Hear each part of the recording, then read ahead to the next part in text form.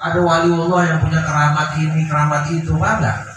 Tapi ingat bahwa orang yang bisa istiqomah ya di hadapan Allah Subhanahu wa taala dengan ikhlas, dengan tulus, istiqomah dalam amalan-amalan soleh, baik yang wajib maupun yang sunnah, ya, maka dia akan memperoleh kebaikan yang melebihi daripada karomah-karomah yang dilihat oleh manusia.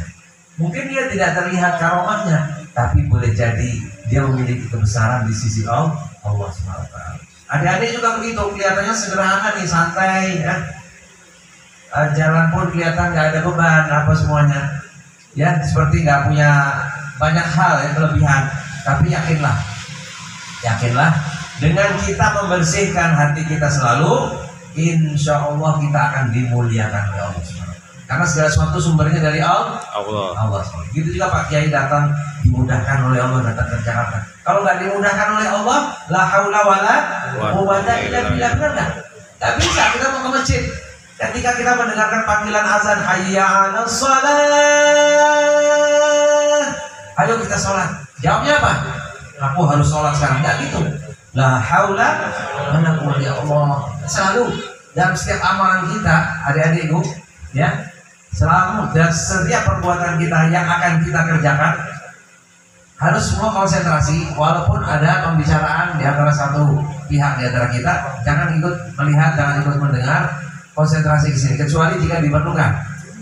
La haula wala quwwata illa billah. Nah, ini inti daripada ubudiyah. Adik-adik, ini penting supaya adik-adik dalam berbuat apapun juga itu, di dalam perbuatan adik-adik itu ada kebersamaan Allah Subhanahu wa taala. Penting dalam setiap zikir, dalam setiap upaya mau sholat, upaya mau datang ke sini, ya, datang ke sini, datang ke tempat majelis taklim, hadirkan Allah dulu. Ya Allah, apa kita katakan kepada Allah? Gak ada kekuatan, gak ada daya ya Allah kecuali dari sisimu. Ya, kecuali Engkau memberikan kekuatan padaku ya Allah, baru aku bisa datang ke majelis taklim, baru aku bisa ke masjid, baru aku bisa sholat, baru aku bisa zakat, baru aku bisa sholat sunnah. Intinya adalah al-ubudiyah lillah itu memohon kepada Allah, bukan hanya permohonan-permohonan yang rutinitas. Kita minta rezeki, minta harta, minta kesehatan, itu setiap gerak-gerik kita minta tolong kepada Allah. Inilah kesempatan di bulannya Rasulullah SAW ini kita membiasakan diri sebagaimana baginda Rasulullah SAW dalam setiap perbuatan beliau selalu apa? Selalu minta tolong sama Allah. Dan itulah rahasia daripada amal ibadah yang paling sempurna, amal ibadah yang paling utama, amal ibadah yang paling baik, yaitu apa? Sholat. Amal ibadah yang paling utama. Inti daripada sholat adalah terletak pada apa? Surat Al-Fatihah. Inti daripada surat Al-Fatihah terletak kepada ayat Iyyaka na'budu wa iyyaka nasta'in. Ya Allah, aku ingin menyembahmu ya Allah, berubudiyah kepadamu ya Allah, sujud kepadamu ya Allah, tetapi aku nggak bisa ya Allah kalau nggak ada bantuanmu. Ditambah kalimatnya kedua tadi, ayat yang kedua, wa iyyaka nasta'in, dan hanya kepadamu lah ya Allah aku memohon pertolongan. Kalau nggak ditolong Allah nggak bisa, walaupun mau sholat. Begitu juga saya mau ceramah nggak bisa. Semuanya harus ada bantuan dari Allah. Itulah intisari daripada penghambaan diri kita kepada Allah Subhanahu wa taala. Jadi setiap saat itu kita agar merasa kuat, bukan karena diri kita, kuatnya datang daripada Allah Subhanahu wa taala. Hadirkan Allah dalam setiap perbuatan apapun. Ketika kita mau main hadroh, jangan lupa adik-adik. Jadi ini nanti kita akan merasakan, kalau sudah kita biasakan begitu, ada suatu kekuatan aneh, ada suatu keindahan dan kelezatan. Kalau nggak ada keindahan, nggak ada kelezatan dalam suatu perbuatan, pasti nggak enak, pasti nggak bisa bertahan lama, benar nggak? Kita disediakan makan sama orang, saya pernah disediakan makan waktu di Mesir dulu, ya, sama orang Afrika tuh, disediakan makan. Waduh, kelihatannya macam-macam lezat. Begitu saya coba, satu pun nggak ada yang cocok di lidah saya. Ya Allah, saya bilang makan apaan gini? Gak bisa menikmati saya. Baru sedikit aja udah, ya Allah. Padahal itu acara buka puasa ya. Dan maaf, betul-betul kalau nggak ada lezat itu ya nggak enak. Nggak bisa dipaksa, benar nggak? Nggak bisa dipaksa. Nah kita ibadah juga setiap hari, tadarusan Al-Quran. Ustadz-ustadz yang ada di sini nih, masya Allah aktif tadarusan setiap hari di base camp di Darul Hijrah, masya Allah. Ya, bagaimana caranya supaya kita dalam setiap amalan itu kita merasakan lezatnya? Jangan sampai kita makan tapi nggak ada lezatnya, nggak bakal bertahan lama, benar nggak? Nggak mungkin orang makan anyep rasanya nggak enak sama sekali kok. Kita suruh makan banyak-banyak, bisa nggak? Nggak mungkin bisa. Bisa kelepek, betul nggak? Nah, sekarang rahasianya apa? Warisan-warisan Rasulullah, ajaran-ajaran Rasulullah supaya kita bisa menikmati lezatnya. Puasa kita menikmati lezatnya puasa. Sholat kita menikmati lezatnya sholat. Sholat sunnah menikmati lezatnya. Menangis kepada Allah kita menikmati lezatnya. Dan berzikir kepada Allah menikmati lezatnya. Itu penting nggak? Penting nggak? Penting. Kalau kita nggak menikmati lezatnya, kemungkinan besar nggak nyambung. Nggak nyambung kepada Allah Subhanahu wa Ta'ala. Kalau kita nyambung, ciri-ciri menurut para aulia ini yang saya dengar, ciri-ciri seorang itu dia di hatinya dia itu bersambung dengan pandangan Allah Subhanahu wa Ta'ala. Kan yang dilihat oleh Allah hanya hati ya. Allah nggak melihat tekluk-tekluk kita tuh rukuk sujud itu bagi Allah itu nomor sekian. Yang nomor satu dilihat oleh Allah apa? Hati. Kalau orang sudah mulai bersambung sama Allah hatinya, dia akan merasakan lezatnya. Para hadirin dan hadirat yang oleh Allah, dia akan merasakan apa? Lezatnya ibadah itu dia lezatnya ibadah. Sholat itu indah banget rasanya, lezat banget, lebih enak dari makan minum.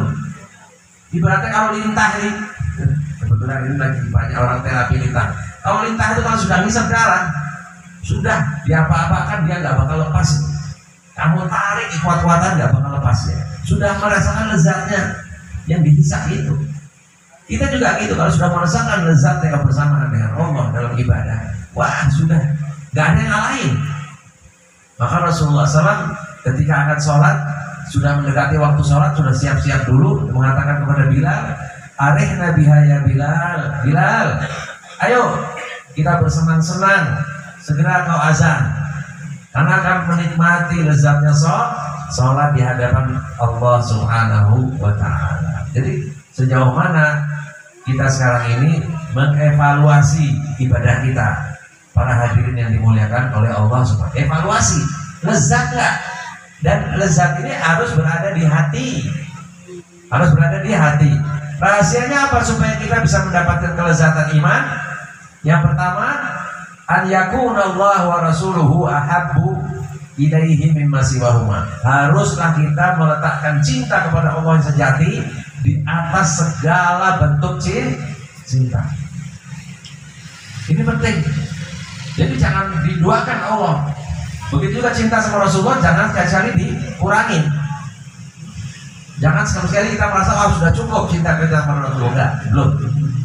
Bahkan Umar bin Khattab radhiyallahu anhu pernah ketika beliau Nabi Muhammad bersabda, tidak beriman seorang dari kalian sebelum mencintai aku lebih daripada ayah, ibu, anak, istri, semua manusia, semua makhluk. Lebih dicintai Rasulullah daripada semuanya. Dan kata Umar bin Khattab apa?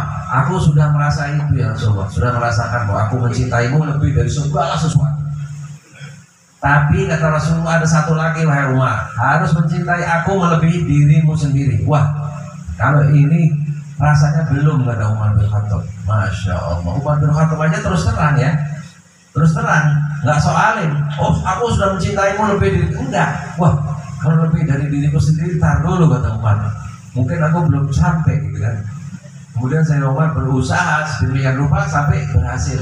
Sekarang aku berhasil ya Rasulullah, betul-betul merasa dirimu lebih aku cintai daripada diriku sendiri. Itu baru kita bisa merasakan lezatnya iman dari adik. Jadi kalau kita belum meletakkan Allah dan Rasulnya kita cintai lebih dari segala sesuatu, bahkan lebih dari diri kita sendiri, kita gak akan merasakan lezatnya iman deh. Lezatnya iman itu mahal banget harganya, terlalu mahal.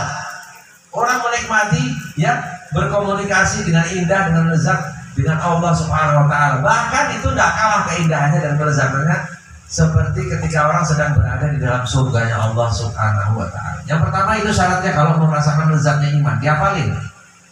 Harus menjadikan Allah dan Rasulnya lebih dicintai daripada segala-galanya.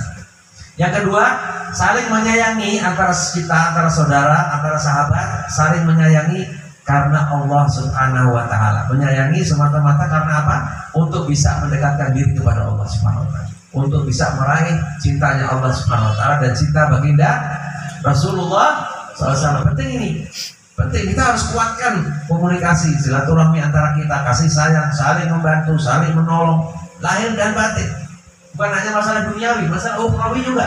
Kita perhatikan supaya orang bisa rajin ke masjid gimana.